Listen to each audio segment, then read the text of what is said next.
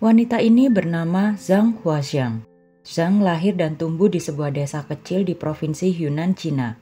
Wanita kelahiran 6 November tahun 1987 ini diketahui mempunyai sifat yang lembut kepada sesama. Oleh karena itu, ia bercita-cita untuk menjadi seorang perawat saat dewasa nanti. Niatan tulus itu tentu sangat didukung oleh keluarganya. Akhirnya ia menempuh pendidikan jurusan keperawatan di Qingdao University di Provinsi Shandong.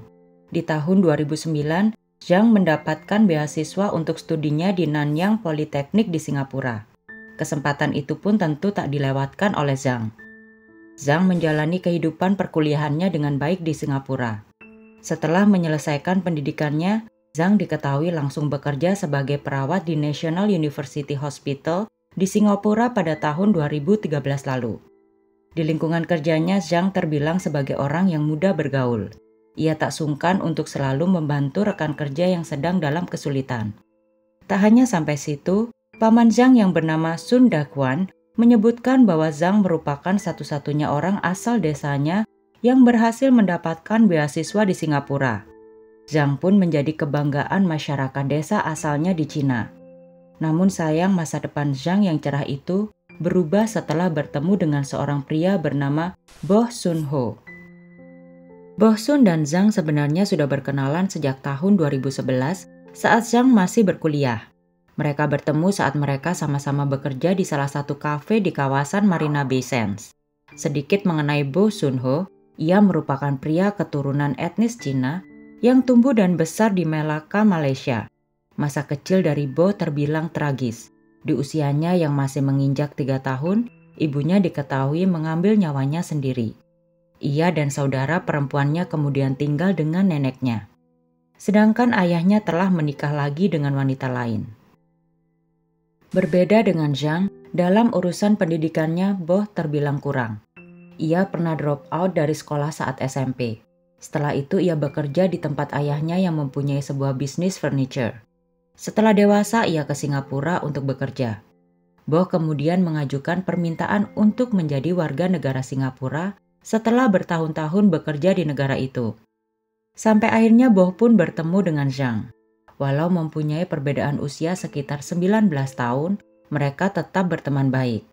Beberapa kali Boh mengajak Zhang untuk makan bersama serta menonton film di bioskop. Sering meluangkan waktu bersama membuat Boh pun merasa ada getaran cinta pada Zhang. Perasaan Boh itu muncul saat Zhang mau menerima suapan sebuah popcorn dari Boh. Namun diketahui Zhang hanya menganggap Boh sebagai teman dekat saja. Apalagi perbedaan umur yang terpaut jauh mungkin menjadi salah satu pertimbangan Zhang.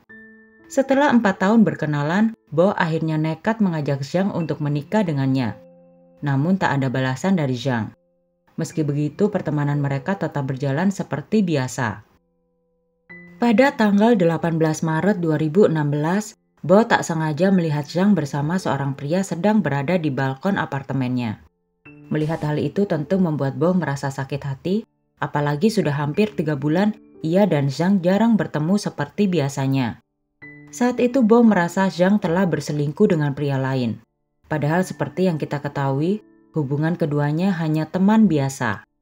Ia juga merasa selama ini sudah mengeluarkan banyak uang untuk mengajak Zhang makan di restoran. Akhirnya pada tanggal 21 Maret 2016, Boh mengajak Zhang untuk makan siang di apartemennya yang berada di Circuit Road. Setelah selesai menyantap makanannya, Boh tiba-tiba mendekati Zhang dan berusaha untuk mengajak Zhang melakukan hubungan intim. Zhang yang tak punya perasaan apapun pada Boh jelas langsung menolak ajakan itu dan menyebut Boh pria gila karena melakukan pemaksaan. Dalam amarahnya, Boh kemudian sempat menanyakan kepada Zhang tentang siapa pria yang bersamanya tempo hari. Zhang mengatakan itu adalah mantan pacarnya yang datang dari Cina untuk menemuinya.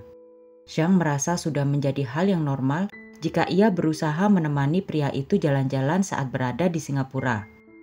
Bahkan Zhang juga menceritakan bahwasanya ia pernah melakukan hubungan intim dengan mantan pacarnya itu.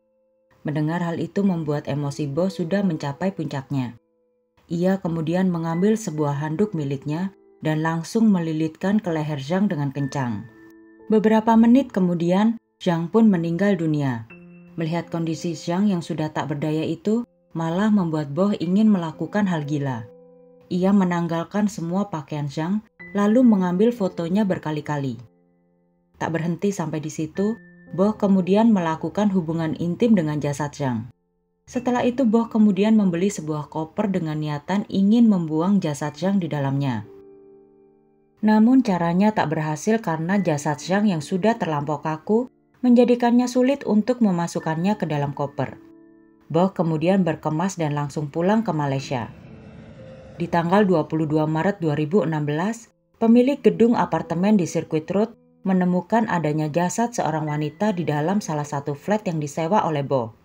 Ia menemukan jasad Zhang dalam kondisi ditutupi dengan selimut.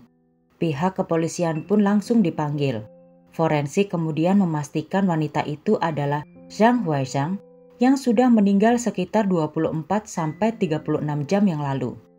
Setelah melakukan pemeriksaan, pihak kepolisian memastikan Zhang merupakan korban pembunuhan. Mereka pun langsung mencurigai Bo yang menurut pemilik apartemen merupakan orang yang menyewa flat tempat ditemukannya jasad Zhang. Beberapa hari kemudian tiba-tiba sang pemilik apartemen mendapat panggilan telepon dari Bo. Ia mengatakan memang telah membunuh Zhang karena telah berselingkuh dengan pria lain. Atas permintaan polisi, pemilik apartemen kemudian menanyakan di mana Bo sekarang berada. Bo menjawab ia sedang di kampung halamannya di Melaka, Malaysia. Ia mengaku sedang menginap di hotel. Sang pemilik apartemen lalu menyarankan agar Bo menyerahkan diri saja. Namun ditolak oleh Bo karena takut akan dihukum mati. Atas informasi itu, pihak kepolisian Singapura langsung melakukan kerjasama dengan polisi di Raja Malaysia dan menangkapnya. Akhirnya di tanggal 4 April 2016, pihak kepolisian Malaysia berhasil menangkap Bo saat ia sedang makan di sebuah restoran. Keesokan harinya Bo langsung diserahkan kepada polisi Singapura atas tuduhan pembunuhan Zhang Huaishang. Bo pun langsung ditahan untuk menunggu proses investigasi lebih lanjut. Di tanggal 18 September 2019, persidangan perdana kasus ini pun dimulai. Dalam persidangan, pihak Bo menyangkal dengan sengaja membunuh Zhang. Ia mengatakan bahwa handuk miliknya itu hanya ia gunakan untuk menakut-nakuti saja. Pengacara Bo menambahkan kalau kliennya mempunyai kondisi mental yang tidak stabil dan tidak dapat mengendalikan emosinya dengan baik. Apalagi Bo diketahui mempunyai IQ yang rendah. Namun semua alasan itu langsung disangkal oleh pihak psikiater penuntut. Ia menyebutkan tak ada yang aneh dengan hasil pemeriksaan mental dari Bo. Kondisi mental Bo juga terbukti normal dan mampu mengendalikan emosi dengan baik. Ia juga menambahkan kalau tak ada hubungannya antara IQ rendah Bo dengan pembunuhan ini. Bo ditengarai telah melakukan pembunuhan itu karena nafsu pribadinya kepada Zhang yang tidak dapat terpenuhi. Di tanggal 7 Februari 2020, pengadilan memutuskan Bo Sun Ho bersalah atas pembunuhan yang ia lakukan terhadap Zhang Huaishang. Pengadilan menyebut Bo dengan sadar telah membunuh Zhang. Itu dibuktikan dengan niatan Bo yang awalnya akan membuang jasad Zhang dengan koper yang ia beli. Bo Sun Ho pun akhirnya divonis menerima hukuman penjara seumur hidup. Bo dapat mengajukan bebas bersyarat setelah menjalani masa hukumannya minimal 20 tahun. Ia kemudian sempat mengajukan banding, namun langsung ditolak oleh hakim karena alasan pembunuhannya sudah tak dapat lagi disangkal. Bo Sun Ho sampai sekarang masih mendekam di penjara Changi, Singapura. Sedangkan jasad Zhang Huaishang langsung dikremasi dan abunya disebar di laut Singapura. Terima kasih telah menonton video kami. Jangan lupa like, komen, dan subscribe YouTube channel House.